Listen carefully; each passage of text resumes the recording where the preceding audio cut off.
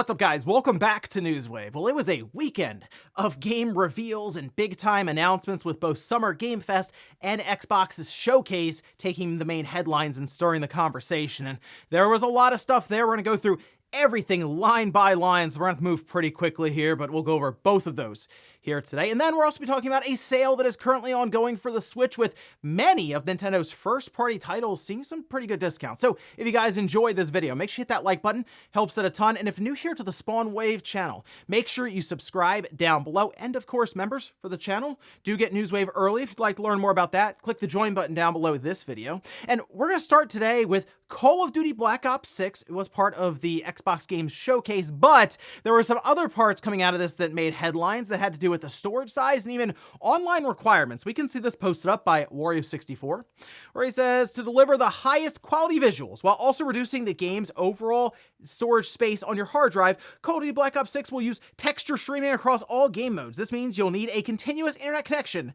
to play any game mode, including campaign. If you're on a console, campaign can be played without a premium subscription service such as Game Pass, Core, or PlayStation Plus. This Wario64 quoting from Activision's support page. And yes, this along with an apparent 300 gigabyte or so storage requirement for the game, which is absolutely ridiculous to think about that. I mean, if you wanted to ship this thing on disk with all that data, it would take 3 of those like ultra storage Blu-rays for Sony that hold 100 gigabytes. Just absolutely nuts. But the texture streaming situation for always online connection, I mean, that's just kind of where we are with Call of Duty. They don't even ship the full game on a disc any longer. We are close to that thing, I think, just being a digital release outright across pretty much all platforms at that time. And this isn't, texture streaming isn't necessarily new. I think Fortnite does it as well, but I mean, that's an always online game, right? You're playing online with that one. That doesn't have a physical copy, and Call of Duty has done this as well, where you could tick a box in the options. I know Modern Warfare 3 had that, and it would do texture streaming. So if you're playing online with Call of Duty, whether it's Warzone or just the multiplayer in the game, it really won't matter to you because you're online. This is more so for the campaign side of things, which is single player. You can go through it by yourself without having to necessarily go online, at least until now. Well, at least they say you won't need an Xbox or Game Pass Core subscription or PlayStation Plus Premium, but that's just kind of the way Call of Duty's been trending this whole time to eventually just always be connected. Also, we did get new Xbox hardware announced. It was the consoles that we were expecting. The Xbox Series X all digital, which is coming in at a price point of $450 to match the now PlayStation 5 all digital that moved to $450. And then we have a 2 terabyte Xbox Series X system that shows Microsoft now tapping the $600 price point. In fact, you can see the image of the device here, and yeah, I mean, it looks like a Series X. It is like this Galaxy Black special edition with the expanded storage. There's also an Xbox wireless controller that has like a Galaxy Black D-pad and Velocity Green back case that I actually think that looks really cool, but this is interesting to see Microsoft move up a full $100 from the 1 terabyte to the 2 terabyte. I think this is a way for them more or less to just kind of price the system a bit better for them when it comes to the parts, and how we've heard that a lot of materials going into these consoles have not come down in price. And that's one of the reasons we saw Sony move from that $400 floor to $450 floor. And it's a weird time in gaming when we see consoles get more expensive as the generation progresses. Well, in this case, a 2 terabyte Xbox Series X going on sale later this year for $600. Oh, and sticking with Xbox hardware here for a moment, Phil Spencer did have some interviews after the showcase. Go figure, there's a lot of good stuff at the showcase, so he wanted to go around and talk about it, but he was questioned about the Xbox Handheld over with IGN Live, which we can see this posted up over on their account, saying, "I don't want to say anything, but the future for us in hardware is pretty awesome. Today was about the games, but we will have a time to come out and talk more about the platform." This was Phil Spencer when questioned about the handheld, and to go a bit further, would it be able to play without an internet connection? He says, "I think the ability to play a game locally is very important." So yes, Microsoft is working on a handheld. It just wasn't ready to show now because I think it is something set up for their next generation platform that would be coming out, we believe, late 2026. Launch that as your Xbox Series S slot, right? So you have that as a portable, maybe even cheaper option than you have your powerful system that plugs into your home theater and gives you a more quote-unquote premium experience. I think that's the route to go next generation as opposed to a Series S and a Series X situation. And guys, with some of the quick news out of the way, let's get into the bigger stuff. Let's start right away with that Xbox Game Showcase that did have a lot to announce here. So I'm not kidding when I say we're gonna have to move quickly because we have to go through all of the Xbox Game Showcase and then all of Summer Game Fest. And that is quite a number of announcements here. So let's start from the top. They did open with Call of Duty Black Ops 6. It is coming out October 25th. Takes place in the 1990s after the Cold War ends. It's campaign from Treyarch and Raven, both working on this. I think it looks good from what they were showing here. We'll of course have zombies in the game, and COD will have parity going forward for all platforms it releases on. Phil Spencer also mentioned betas and stuff that will all be the same. And yeah, they kind of have to do that after everything that was going on with those FTC hearings. They can't turn around and break up or any of the parity stuff that they have going now. It has to be the same across all platforms, and they're buying into that across the board. Then they went to Doom: The Dark Ages, coming out in 2025. It's really cool because while it is taking place, and as I said, in medieval times, it's still Doom. It has some very creative setups for the different weapons, the art style, of course, playing into the demon side of stuff.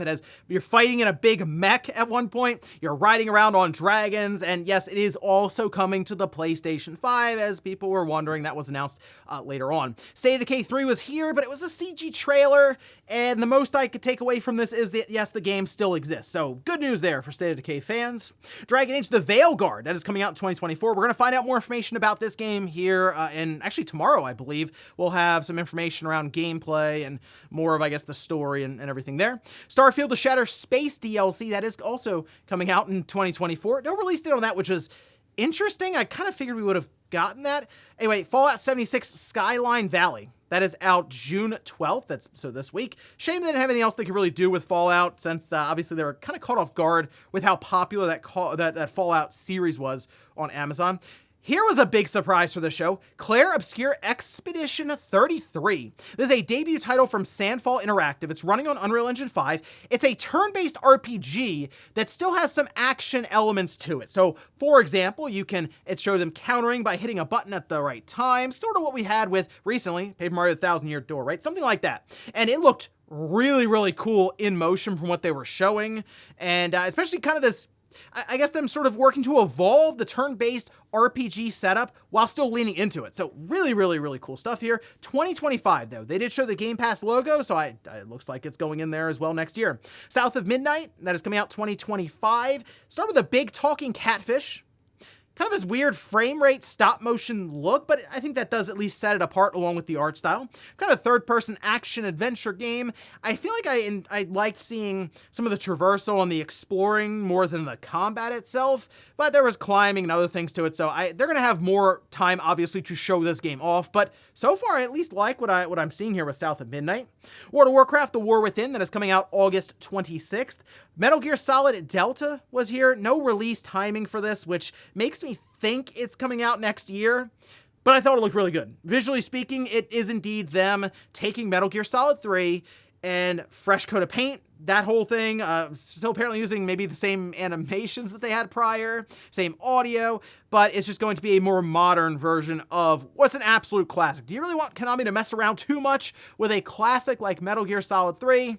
Nah, just stick with what they have here. Sea of Thieves Season 13, that's coming out July 25th. We have Flintlock, that's July 18th, of course, going into Game Pass. Age of Mythology Retold, September 4th. Perfect Dark showed up, and this, right now, looking at it, is one of my games of the show. So it is first person, and they are leaning into the spy espionage side of things. So they showed Joanna Dark with taking voice analysis of different people, playing their recordings back to get into the building, which they were saying after the show that there will be different routes you can go, so you can go guns blazing, but you may miss out on some stuff, which is like what we have at the N64, where there were different side objectives you could do in missions, and you would get different rewards. Had a Mirror's Edge vibe there for a bit, though, with the first-person parkour. I think the combat looks pretty fluid. There are environmental effects going on, so you have different things being damaged around you in the world as you're having gunfights, whether it's, you see steam kind of flowing through the battle, or you have, they showed oranges and crates and stuff blowing up as bullets are flying. So I think this looked great, especially with all the stories we were hearing about how there was troubled development, and it doesn't really look like it here. So no release window. I'm thinking this is still a ways off. I'm gonna maybe take a guess at 2026. We had Diablo 4 Vessel of Hatred. That's October 8th. Fable looks great. Still thinking it almost looks a little too good to be true at times with the visuals, but Playground is, they're putting the work in on this one. So that's 2025. Frag Punk. Okay, this is a hero shooter with cards, and they showed you at one point changing the terrain with cards. So you could, for example, have a bunch of grass grow and you could line it on the grass and they can't find you then. That's coming out 2025. Winter Burrow, that's early 2025. Mixtape 2025 going into Game Pass. Flight Simulator 2024 coming out November 19th. Elder Scrolls Online Golden Road, that's June 18th. Life is Strange Double Exposure, October 29th, 2024. Indiana Jones made another appearance here. No release date though, still 2024. I think it looks great. From what they showed here, it was more or less them doing kind of a cutscene for more story stuff, but then they showed glimpses once again of gameplay for it. It's very odd that they didn't have a release date for it, so I'm not really sure what's going on with that one, but they still say 2024, so I guess we'll get a release date here in a month or two. Mecha Break was also here 2025. That was at Summer Game Fest as well, so you'll hear about that again later in the show. Wu Chang Fallen Feathers is 2025. It's an action-packed Souls-like set in the chaotic final years of the Ming Dynasty, according to their description. Avowed, that's still 2024, but here's where it gets strange. Obsidian dropped the release date. It was later on in the day. November 12th, 2024. Then they removed the release date from that article. So I don't know what's going on with Microsoft and these two games, that being Avowed and Indiana Jones, when it comes to their release date, but they're still kind of holding them close to the chest here. So I'm not really sure what the deal is with that. Then we have Atomfall, that's 2025, going into Game Pass. Assassin's Creed Shadows, November 15th, of course, and we'll find out more about that game at Ubisoft Forward. Just Ubisoft putting out money, obviously, for more advertising here with Xbox. Stalker 2. September 5th. I mean, it still looks good. I think this is still a game that we have to kind of play because that's sort of in the previews is like, it looks cool. The feeling is a little off for some of these previews. So maybe they've tightened it up a bit and we'll see when it comes out later this year. And then we have the hardware, the Xbox Series X all digital and that 2TB Xbox Series X. And then they closed out with Gears E-Day or Emergence Day. And so people were expecting it to say Gears 6, but instead they're going backwards, like 14 years, right? So kind of a prequel here, and to show off Emergence Day, and they showed Marcus Phoenix really struggling with the Locust there, the drone, and they really had this intense feeling about this one-on-one battle, and it started to make sense because they showed, for example, the blade on the end of the gun there and stuff, and apparently there's talks that we could see the origin story of the chainsaw Bayonetta in this game. So this looked awesome. They had that very, very slow play of Mad World kind of fading out at the end too. So obviously for a lot of old school Gears fans, that probably caught your ear. But while this was a CG trailer, it at least sets things up. I would have liked to have seen some kind of gameplay here because I feel like the Coalition, when they do show gameplay, is going to be very, very impressive. But I think this is a good way to kind of lay the foundation as to the direction of Coalition and the Gears franchise. But overall, I got to give them credit.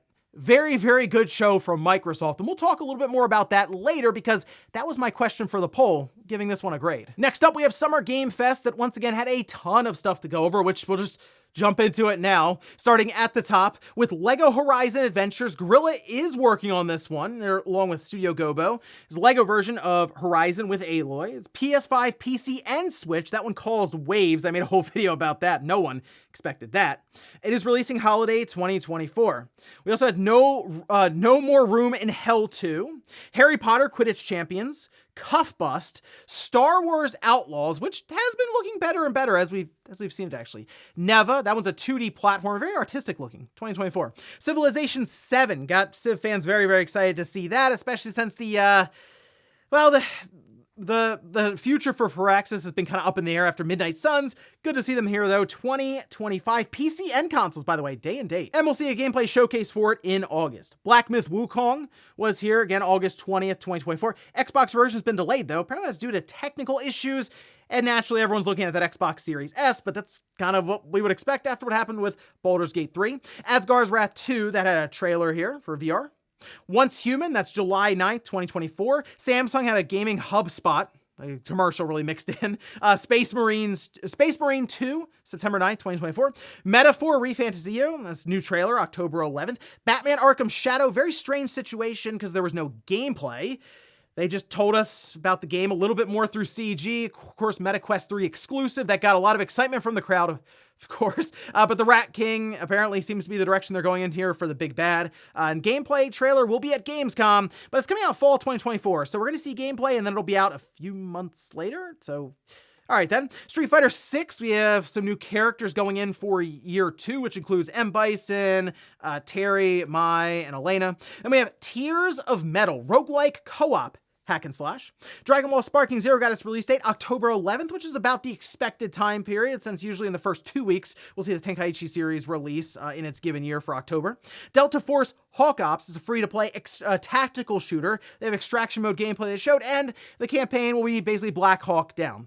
So the frame rate looked a little sketchy in this one, but there'll be a PC alpha test in July. Fatal Fury City of the Wolves looks super stylish here. Awesome comic book look to it. Early 2025, and yes, there is a PS4 version, so yeah, the PS4 lives.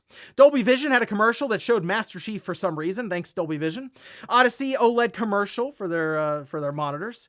Mecha Break, this coming out August 2024, closed beta in the summer, and it appears to be a 60-player battle royale combat with mechs and Gundam figures. So that's an interesting one to keep an eye on. Power Rangers Reader's Rewind is awesome looking. Fun cutscenes, Super Nintendo vibes from this one. It's a beat 'em up with some levels even turning into kind of the behind the back shooter setup there. We have Deer and Boy, Kingdom Come Deliverance 2, that is 2024. Slitterhead had full gameplay, and it shows you traversing the world by jumping between characters' minds. Very weird body horror kind of direction, and the combat did show full parrying, dodging, magic, melee, and even some pretty interesting special moves. Coming out November 8th. Killer Bean. People seem very excited about this one. I looked odd, I guess, almost like this Grand Theft Auto style game where you're a bean running around with a gun. Early access 2024. Then we have Cairn, that's mountain climbing game. Wonder Stop, that's coming out 2024. Unknown 9 Awakening. Your spirit kind of projects out and you could take over enemies or attack. That's fall 2024. Monster Hunter Stories 1 and 2, those of course both coming out to different platforms, June 14th. Inotria, The Lost Song, there's a demo out now for that. The First Descendant, that's coming out July 2nd, 2024, also for the Xbox One and the PS4. So yes, Last Generation continues to roll along. There's an Among Us show coming soon. Sonic Cross Shadow Generations, October 25th. There's a deluxe edition that gives you 3-day early access starting on October 22nd. Dune Awakening made an appearance here again. Open world survival MMO. Not much other information outside of that. We had Battle Aces. The Finals gets new content. Alan Wake 2, Night Springs. The DLC, by the time you're seeing this, is out now. There's New World. There's 8 Eternium. That's, I guess, the expansion coming out for the MMO. Honkai Star Rail just had a spot here. Then we have Dark and Darker, The Path of the Goddess from Capcom. That's July 19th, going into Game Pass. Hyper Light Breaker, that's coming out late summer. There was a Party Animal spot. Then we had Skate, which, Skate looks, I'm still unsure what to take away from Skate, but it is in pre-alpha. They are going for a pretty big multiplayer focus on this one with like 60 or 70 skaters rolling around here, and they're doing a console testing coming later this year, so feels like we're still a ways off from Skate, which is odd because I feel like it's been in development for a bit now, but hey, maybe this will end up working out in the long run to get community feedback to this degree. Pal World's getting a pretty big update. New island pals, Xbox dedicated servers, buildings, level caps, subspecies, raid, stronghold oil rig, arena, new faction and bosses, all that happening June 27th. Valorant, there's a beta coming to PlayStation 5 and Xbox Series X June 14th, so this week. Inside Out 2 trailer did play, so we can assume that the check cleared for that one. Monster Hunter Wilds was also here, and the gameplay still looks fantastic, so really looking forward to Monster Hunter Wilds. And then Phantom Blade Zero, a game, yes, that's already been announced, did close out the show. Jeff had to reinforce that the gameplay is real, and that's because the animations, the choreography looks very, very good. Action, samurai style game, and I'm curious to hear impressions coming out of Summer Game Fest because yes, it is playable there, and they'll continue to do a world tour to let more and more people try the game out. But overall, top to bottom, Summer Game Fest was okay. is how I put it. I mean, having that Horizon announcement definitely caught people off guard and stirred up a lot of conversation, but that seems to be the big talking point coming out of the entire show, not necessarily all the different games that were announced here. So for me, it was like right in the middle. It was just kind of an eh. And in our last bit of news, let's talk about that Nintendo Switch sale that is currently ongoing. We can see this over on the sales and deals page. We'll sort of scroll through here as I read off a couple of the highlights that I picked out. And this sale, the Mega Extreme sale, is going until June 16th. So you have this week to kind of look through everything, ending Sunday night. But starting at the top, Animal Crossing, 30% off. We have New Super Mario Bros. U Deluxe, 30% off. Tomb Raider 1 through 3 Remaster, 25% off. Doom Eternal Deluxe, 70% off. Monster Hunter Rise and Sunbreak, 66% off. That's a pretty good deal, by the way, if you've been curious about Monster Hunter. Definitely recommend that one. Mario Odyssey, 33% off. Red Dead Redemption, 30% off. We Love Katamari Reroll, 75% off. Advance Wars 1 and 2 Reboot Camp, 30% off. Xenoblade Chronicles 3 at 30% off.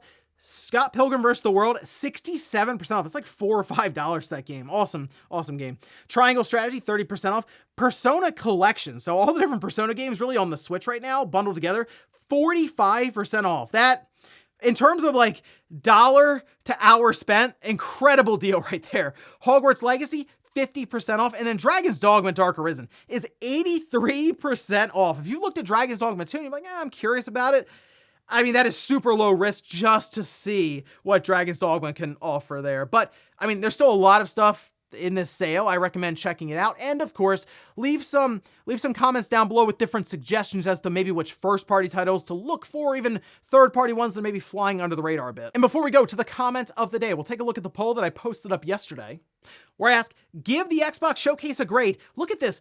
48% of people said it's an A. 29% said a B. 13% said C, and I don't know how 7% of people said F. That's actually incredible. I mean, if that's like the worst presentation you've seen, I'm not really sure. I don't know what to tell you. And then D was 4%. And you know what? I'm going to give the Xbox Showcase an A. I really thought it was good. And I realized, the thing that's it's missing for me are release dates for games that I want to play. So the fact that there are games there that they're showing me and they're showing gameplay and it's just like, oh, it's 2024. So it's supposed to come out this year, but I don't know when exactly. I'm assuming the end of the year, really, technically like the last quarter. If that's my biggest gripe, technically, that's a pretty good show. So I liked what I saw there. Perfect Dark definitely put me at ease because I think that looked awesome from like the small slice that they showed. And really the future for Microsoft over the next, it feels like 18 months or so, are looking very bright. And we'll finish up with the comment of the day as you're seeing here. This is from Mr. Rock Gamer, who says, Halo on Switch 2. Master Chief for Smash Bros. It's really funny. People were saying that for Aloy, for like the Lego Horizon game, it's going to be on Switch. So technically Aloy can be in Smash Bros. That's what everyone's mind always goes to now. Okay, we have this character on the Switch. Can they be a guest in Super Smash Bros? Even though Ultimate is pretty much done, like they're not doing anything else with it, could they still put them in there? Well, I mean, they're going to probably reboot Smash Bros, we assume. So you never know. There's always hope for Aloy or maybe even Master Chief if Microsoft does push Halo over to Nintendo's hybrid system. And ladies and gentlemen, that's going to do it here for Newswave. If you enjoyed this video, guys, hit that like button. If not, hit the dislike. Leave comments down below about everything we talked about here today, whereas all the different games that were announced this weekend. Let me know if there are any we missed here from other shows that you're really excited about. But Xbox Showcase, Summer Game Fest, what'd you think about the weekend of gaming events there? And then also, what about Nintendo's sale that's currently ongoing? Leave some suggestions down below, and hopefully I was able to get you out of here in roughly 20 minutes with what felt like 60 or 70 games that got announced. Thanks guys for watching, and I'll see you next time.